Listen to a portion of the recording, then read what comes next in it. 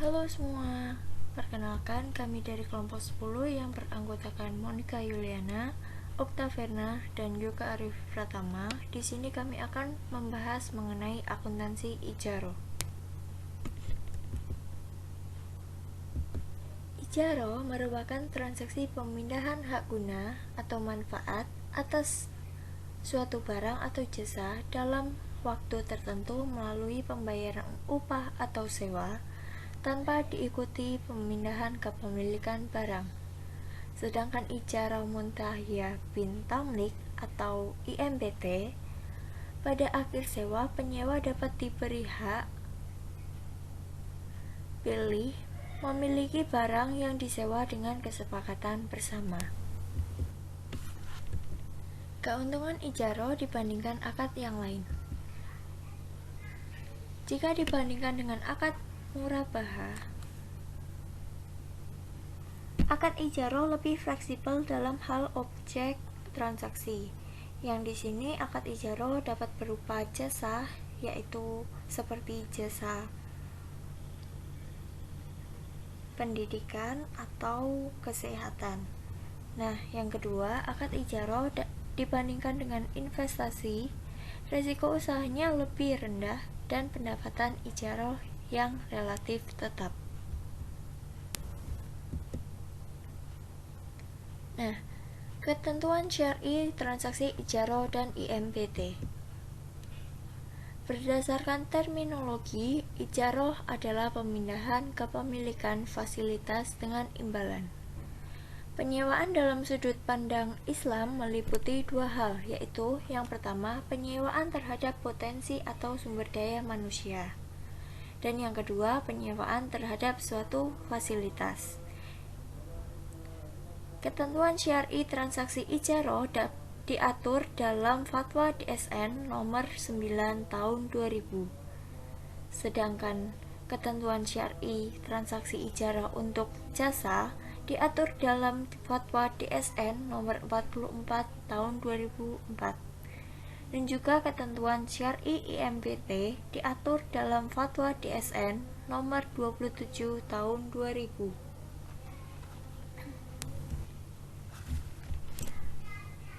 Rukun transaksi Ijaro. Di dalam rukun transaksi Ijaro ini terdapat satu transaktor. Transaktor terdiri dari penyewa atau nasabah dan juga pemberi sewa, yaitu bank syariah. Peran bank syariah di sini sebagai pihak pemberi sewa, yaitu yang pertama menyediakan aset yang disewakan. Yang kedua, menanggung biaya pemeliharaan aset. Dan yang ketiga, menjamin bila terdapat cacat pada aset yang disewakan. Sedangkan kewajiban nasabah sebagai penyewa adalah satu, membayar sewa dan bertanggung jawab untuk keutuhan aset yang disewa. Dan yang kedua, menanggung biaya pemeliharaan yang sifatnya ringan atau tidak material. Dan yang ketiga, jika aset rusak bukan karena pelanggaran dan penggunaan yang dibolehkan, itu bukan tanggung jawab oleh penyewa. Yang kedua adalah objek Ijaro, meliputi pembayaran sewa dan manfaat penggunaan aset. Yang ketiga, ijab qabul. Di sini ijab qabul adalah pernyataan dari kedua belah pihak yang melakukan kontrak, di mana ada penawaran dan penerimaan barang atau jasa yang bisa dilakukan dalam bentuk apapun. Rukun transaksi IMBT dan multijasa. Rukun transaksi multijasa yaitu pembiayaan yang diberikan oleh lembaga keuangan syariah atau LKS kepada nasabah dalam memperoleh manfaat atas suatu jasa dengan akad Ijaro. Dalam hal ini harus sesuai ketentuan dan kesepakatan yang telah dibuat. Yang kedua, rukun transaksi IMBT. didasari oleh Fatwa DSN nomor 27 tahun 2002.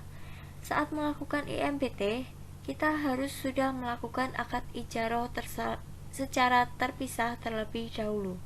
Akad ini disepakati setelah akad ditandatangani. Pelaksanaan dan pemindahan kepemilikan akan dilakukan setelah akad selesai.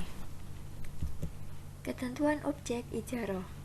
Yang pertama, ijaroh merupakan manfaat dari penggunaan barang atau jasa. Yang kedua, manfaat barang harus bisa dinilai dan dapat dilaksanakan dalam kontrak. Yang ketiga, fasilitasnya mubah atau dapat dibolehkan. Yang keempat, kesanggupan memenuhi manfaat harus nyata dan sesuai dengan syariah. Yang kelima, manfaat harus dikenali secara spesifik. Yang keenam, spesifikasi manfaat harus dinyatakan dengan jelas. Yang ketujuh, sewa adalah sesuatu yang dijanjikan dan dibayar kepada LKS sebagai pembayaran manfaat. Yang terakhir, ketentuan dalam menentukan sewa dapat diwujudkan dalam ukuran, waktu, tempat, dan jarak. Pengawasan syariah, transaksi ijaroh, dan IMPT berupa 1. Memastikan penyaluran dana ijaroh tidak dipergunakan untuk kegiatan yang bertentangan dengan prinsip syariah. Yang kedua, memastikan bahwa akad pengalihan kepemilikan dalam transaksi IMPT dilakukan setelah akad ijaroh selesai. Yang ketiga, meneliti pembiayaan pada prinsip ijaroh multi jasa menggunakan perjanjian yang telah diatur dalam fatwa yang berlaku dan ketentuan-ketentuan lainnya. Dan yang terakhir, memastikan besar fee multi jasa didasari oleh akad ijaroh yang telah disepakati sebelumnya dan dinyatakan dalam bentuk nominal. Alur transaksi ijaroh. Yang pertama, nasabah mengajukan permohonan ijaroh dengan mengisi formulir ijaroh. Yang kedua, bank selanjutnya akan menyediakan objek sewa yang akan digunakan oleh nasabah. Yang selanjutnya, nasabah akan menggunakan barang atau jasa yang disewakan sesuai dengan kesepakatan. Kemudian, nasabah akan membayar biaya sewa kepada bank syariah sesuai dengan ketentuan yang telah disepakati bersama. Dan yang terakhir, pada transaksi IMPT setelah masa ijaroh selesai, bank syariah dapat mengalihkan hak milik kepada penyewa. Nah, selanjutnya itu pembahasan teknis perhitungan dan penjurnalan transaksi ijaroh bagi bank syariah.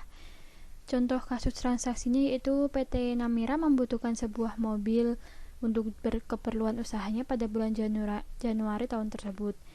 PT Namira mengajukan permohonan ijaroh kepada bank syariah. Adapun informasi tentang penyewaan tersebut adalah sebagai berikut. Nah, ini informasinya yaitu harga perolehan barang sejumlah 130 juta, umur ekonomis barang 5 tahun atau 6 bulan, masa sewa 36 bulan, nilai sisa umur ekonomis 10 juta, sewa per bulan 2.400.000 dan biaya administrasi 700.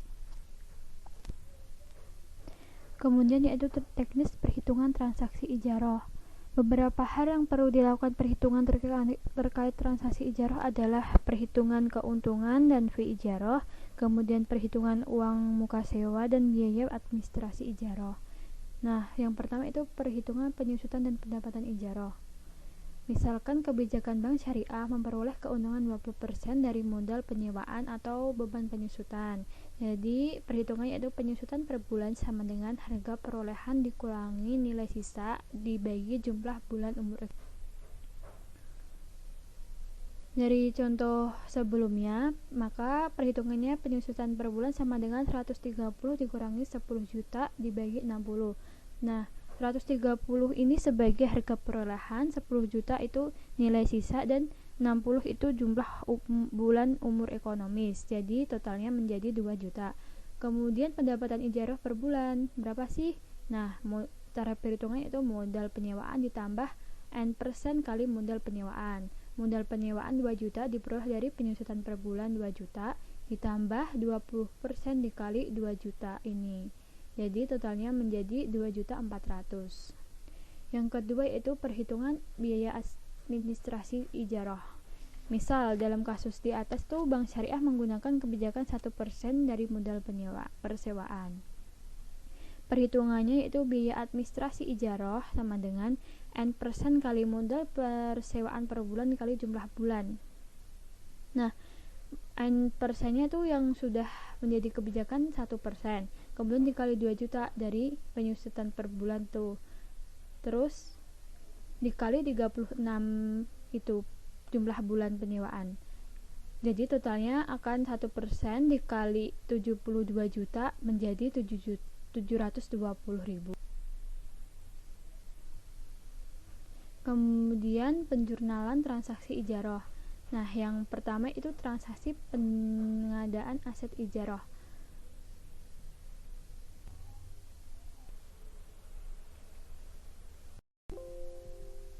Kemudian yaitu transaksi pengakuan pendapatan ijarah.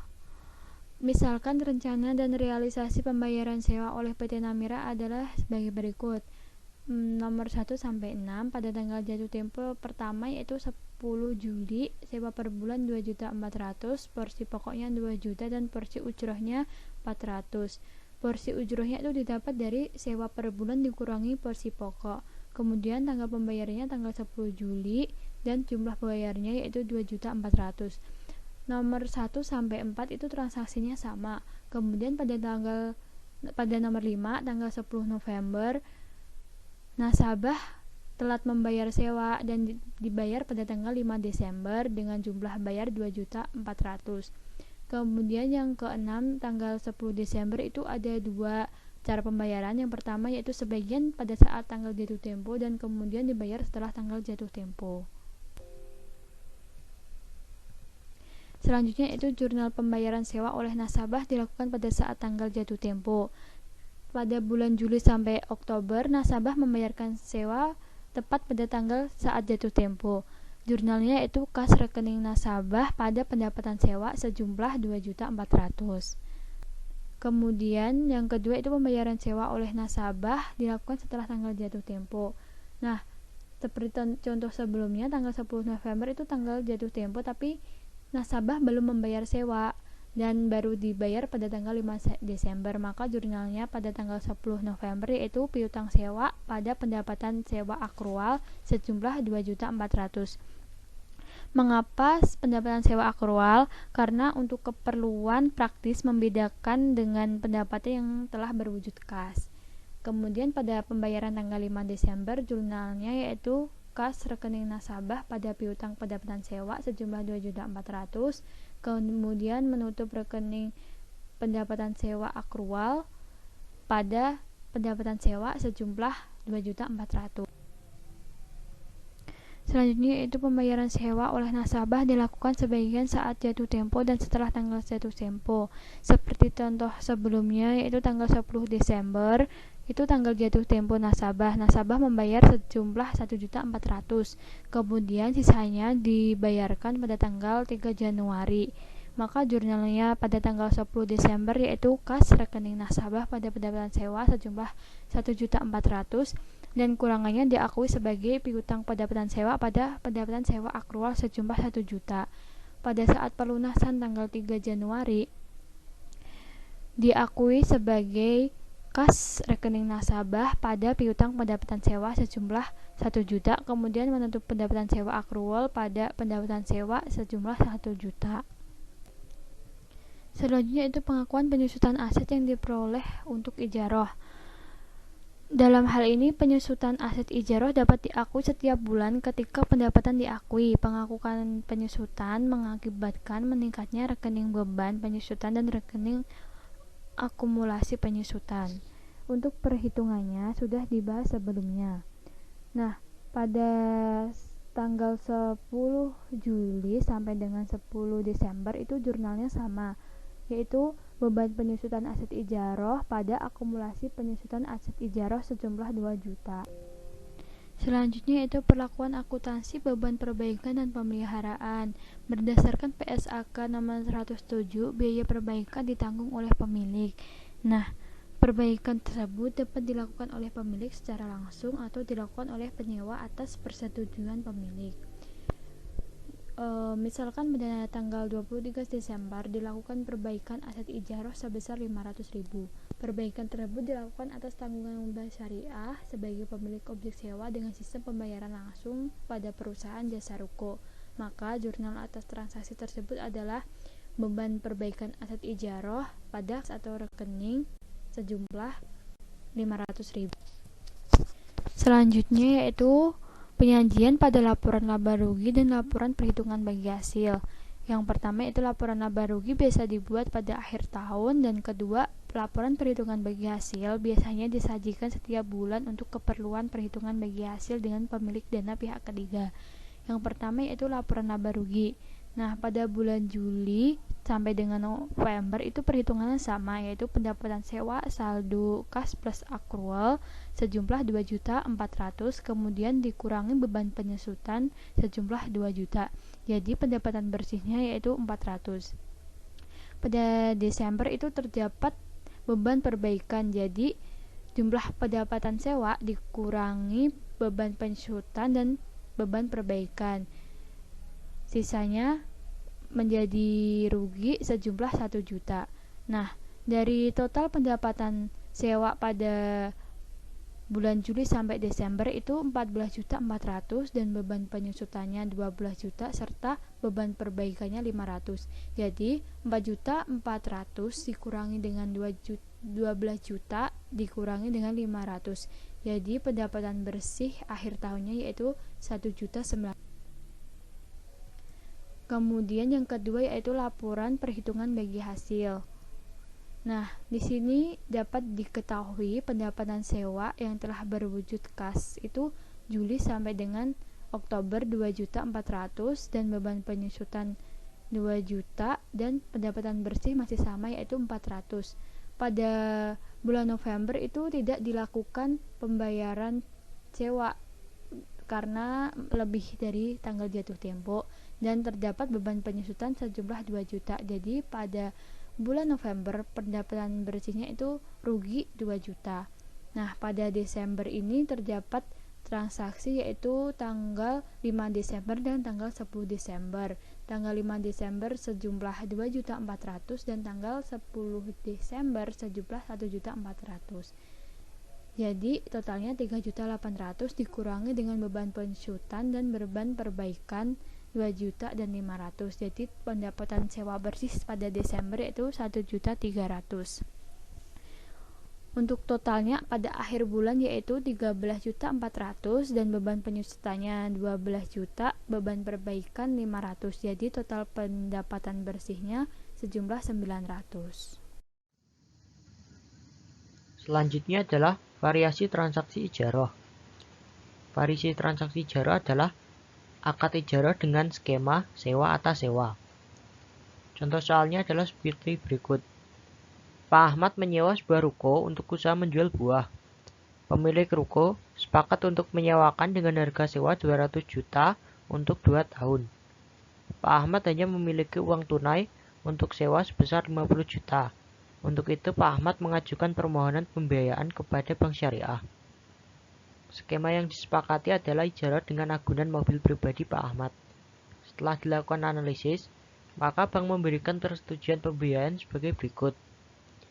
Untuk jumlah pembiayaannya adalah 150 juta, uang muka nasabah 50 juta, margin yang diambil bank adalah 15 juta, 10% dari jumlah pembiayaan. Total sewanya menjadi 215 juta. Sewa yang diangsur adalah 165 juta, yaitu dari pembiayaan bank dan keuntungan yang diambil bank. Angsuran pembiayaannya sebesar 6.875.000 dan amortisasi per bulannya 6.250.000. Kemudian untuk jurnalnya ada 4, yaitu yang pertama jurnal saat pencairan. Jurnalnya adalah debit aset yang diperoleh untuk ijarah sebesar 150 juta rupiah. Kemudian kredit kas atau rekening nasabah sebesar 150 juta rupiah. Yang kedua yaitu jurnal saat angsuran. Debit kas atau rekening nasabah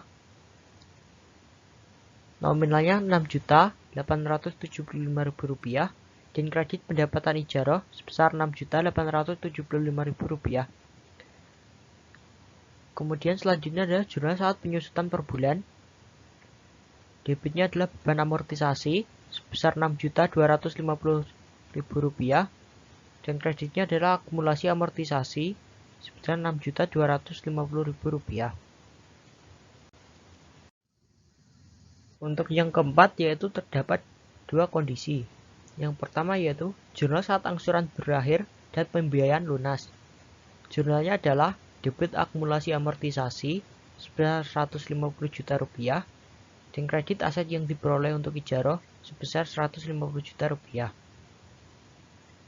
Kemudian yang kedua yaitu jurnal jika nasabah melunasi sebelum masa sewa berakhir. Misalnya nasabah bermaksud melunasi setelah pembayaran angsuran ke-20. Untuk nilai sewa yang masih harus dibayar yaitu sebesar Rp27.500.000 yaitu pembayaran sewa untuk 4 bulan. Dan sewa bersih atau keuntungan yang diterima adalah Rp2.500.000 yaitu keuntungan untuk 4 bulan Rp15 juta dikalikan 4/24. Jurnalnya adalah sebagai berikut. Debit kas atau rekening nasabah sebesar Rp27.500.000. Kemudian debit akumulasi amortisasi selama 20 bulan yaitu Rp125 juta dan kredit keuntungan ijarah sebesar Rp2.500.000. Kemudian kredit lagi aset yang diperoleh untuk ijarah sebesar Rp150 juta. Materi yang selanjutnya adalah teknis perhitungan dan penjurnalan transaksi MBT bagi bank syariah. Untuk contoh kasusnya adalah sesuai dengan soal PT Namira pada transaksi ijarah sebelumnya. Namun misalnya akan yang disepakati adalah MBT dengan informasi tentang penyewaan sebagai berikut. Harga perolehan barangnya Rp130 juta, umur barangnya 5 tahun, masa sewanya 36 bulan, dan waktu pengembalian barang setelah bulan ke-36. Teknis perhitungan transaksi MBT pada dasarnya sama dengan transaksi ijarah. Perbedaannya terletak pada penentuan penyusutan aset ijarah. Perhitungan penyusutan aset IMBT pada umur ekonomis tidak ditentukan berdasarkan umur teknis atau masa manfaatnya, namun ditentukan sesuai dengan masa sewa akad IMBT. Untuk perhitungan pada contoh kasus adalah penyusutan IMBT per bulan sama dengan biaya perolehan Rp130 juta dibagi jumlah bulan masa sewa 36 bulan sama dengan Rp3.611.111,11. Selanjutnya adalah menentukan pendapatan IMBT. Misal di sini kebijakan bank memperoleh keuntungan 20% dari modal penyewaan. Maka pendapatan IMBT per bulan sama dengan modal penyewaan Rp3.611.111,11 ditambah dengan persentase keuntungan dikalikan modal penyewaan sehingga pendapatan IMBT per bulan menjadi Rp4.333.333,33. Untuk penjelasan transaksi IMBT adalah sama dengan ijarah. Yang membedakan adalah adanya pemindahan kepemilikan aset kepada penyewa pada akad IMBT. Berdasarkan PSAK 107, perpindahan kepemilikan objek IMBT ada 4, yaitu pertama lewat hibah, yang kedua lewat penjualan sebelum berakhirnya masa akad, yang ketiga penjualan setelah selesai masa akad, dan yang keempat adalah penjualan objek ijarah secara bertahap. Contoh jurnal pemindahan kepemilikan yang pertama adalah dengan hibah. Jurnalnya adalah debit akumulasi amortisasi sebesar Rp130 juta. Kreditnya adalah aset yang diperoleh untuk ijarah Rp130 juta. Untuk yang kedua yaitu penjualan sebelum berakhirnya masa akad. Untuk hal ini ada 3 kondisi, yaitu harga jual di atas nilai buku, harga jual di bawah nilai buku, dan harga jual sama dengan nilai buku.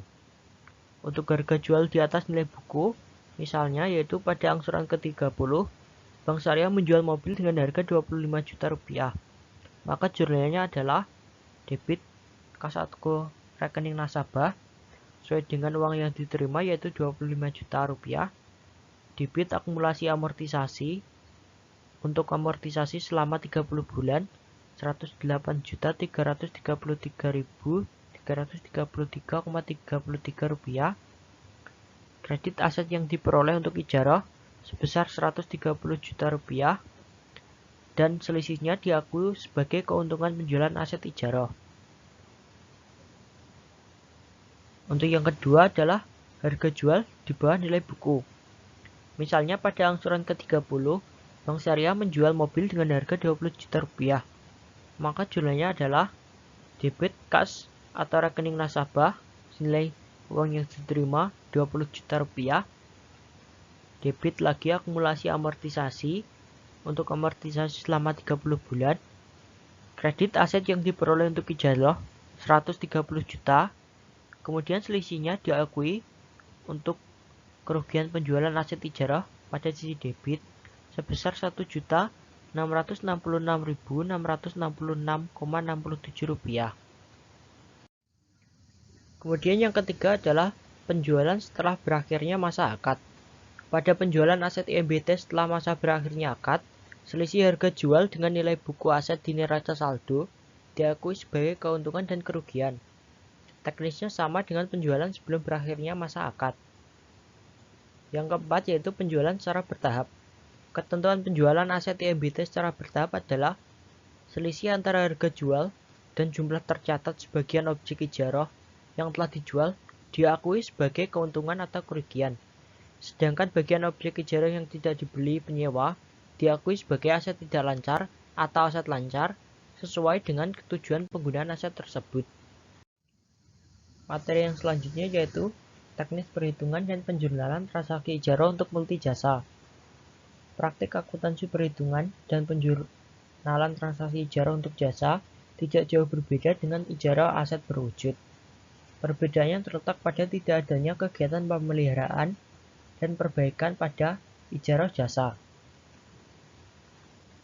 Contoh kasusnya adalah seperti berikut. Ibu Nero melakukan transaksi ijarah dengan Bank Syariah untuk keperluan biaya kesehatan suaminya selama 1 tahun di RS Merah. Adapun informasi tentang penyediaan jasa tersebut adalah sebagai berikut. Harga perolehan jasa 12 juta rupiah, masa sewa 12 bulan, untuk sewa per bulannya yaitu 1.010.000 rupiah, dari penyusutan per bulan 1 juta rupiah, dan porsi keuntungan bank yaitu 10% selama 1 tahun. Biaya administrasinya adalah 60.000 rupiah. Jurnal yang pertama yaitu jurnal untuk pengadaan aset ijarah. Jurnalnya adalah debit aset yang diperoleh untuk ijarah 12 juta rupiah, kreditnya adalah rekening RS Merah 12 juta rupiah. Jurnal yang kedua yaitu jurnal saat akad ijarah disepakati. Debitnya yaitu kas atau rekening nasabah sebesar 60.000 rupiah dan kredit pendapatan administrasi 60.000 rupiah. Yang ketiga yaitu pengakuan penyusutan pembayaran sewa ijarah per bulan. Jurnalnya adalah debit beban amortisasi 1 juta rupiah, kredit akumulasi amortisasi 1 juta rupiah, kemudian debit kas rekening nasabah 1.010.000 rupiah, dan kredit pendapatan ijarah 1.010.000 rupiah. Jurnal yang terakhir yaitu jurnal saat masa sewa akad ijarah berakhir. Jurnalnya adalah debit akumulasi amortisasi 12 juta rupiah dan kredit aset yang diperoleh untuk ijarah 12 juta rupiah. Untuk yang selanjutnya adalah penyajian dan pengungkapan transaksi ijarah aset berwujud. Penyajiannya dapat dilihat pada PAPSI 2013 halaman 6.4, dan untuk pengungkapannya dapat dilihat pada PABSI 2013 halaman 6.6 sampai 6.7. Untuk penyajian dan pengungkapan transaksi ijarah atas jasa, penyajiannya dapat dilihat pada PABSI 2013 halaman 6.8 dan pengungkapannya pada PABSI 2013 halaman 6.10. Sekian presentasi dari kami kelompok 10. Mohon maaf apabila ada kesalahan. Wassalamualaikum warahmatullahi wabarakatuh.